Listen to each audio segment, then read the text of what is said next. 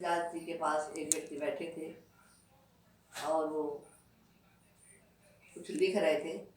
तो तुलसीदास जी से उस व्यक्ति ने पूछा कि हे संत, हम बहुत पूजा करते हैं लेकिन मन लगता नहीं है।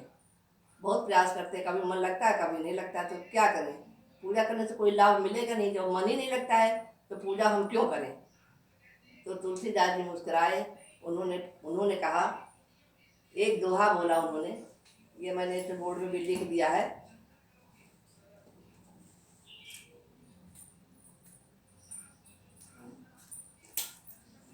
तुलसी मेरे राम को रीझ भजो या खीज, तुलसी मेरे राम को रीझ भजो या खीज, भौम पड़ा जामे सभी उल्टे सीधे बीज। तुलसी मेरे राम को रीझ भजो या खीज, भौम पड़ा जामे सभी उल्टे सीधे बीज।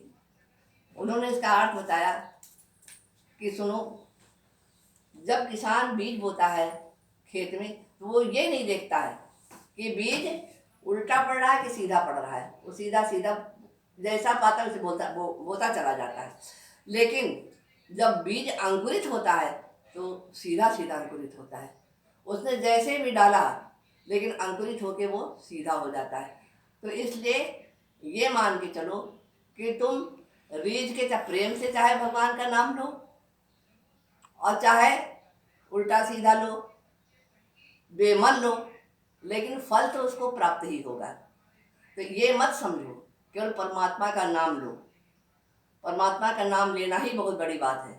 तो इसमें एक प्रसंग है अजामिल का।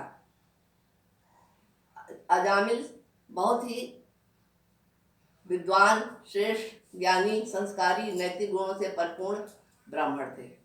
बड़े छोटों का बड़ा आदर करते थे, धार्मिक संस्कारों में लगे रहते थे।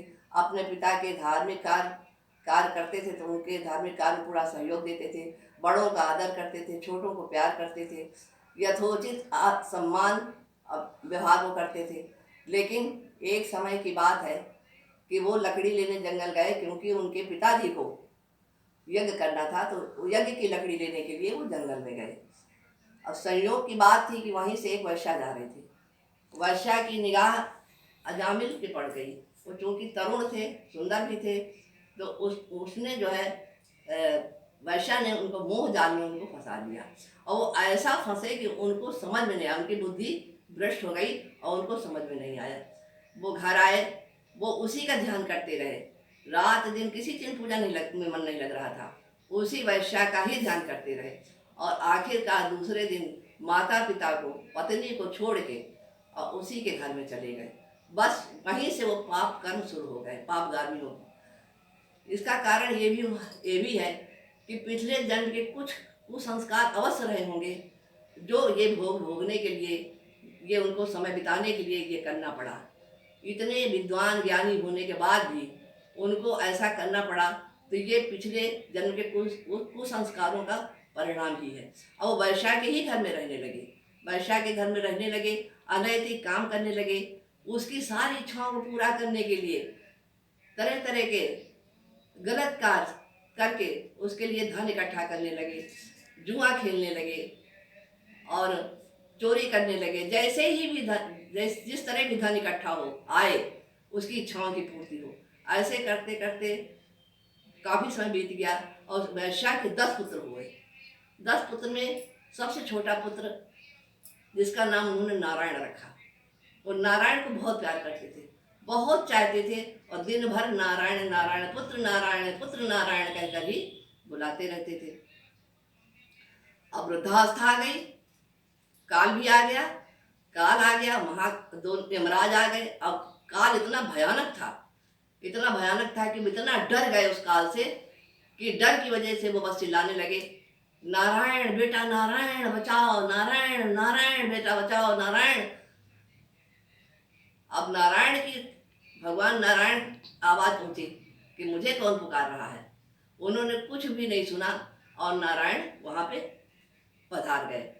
उन्होंने, जो यमदूत आए थे, उन्होंने कहा कि अब इसको छोड़ो। यमदूत ने कहा कि नहीं प्रभु, नहीं छोड़ेंगे, बहुत पापी है, इसको तो हम लेके ही जाएंगे।